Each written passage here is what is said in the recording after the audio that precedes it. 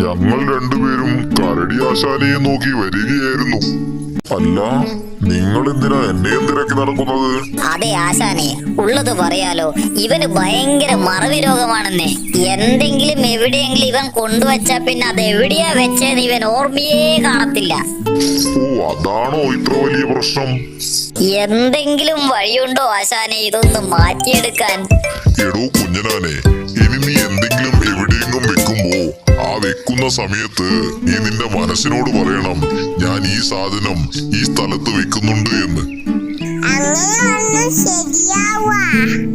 അങ്ങനെ പറഞ്ഞാ തീർച്ചയായും നിന്റെ പ്രശ്നം ശരിയാകും. ഇങ്ങനെ ചെയ്താൽ നീ വെച്ച സ്ഥലം നിനക്ക് എപ്പോഴും ഓർമ്മ കാണും.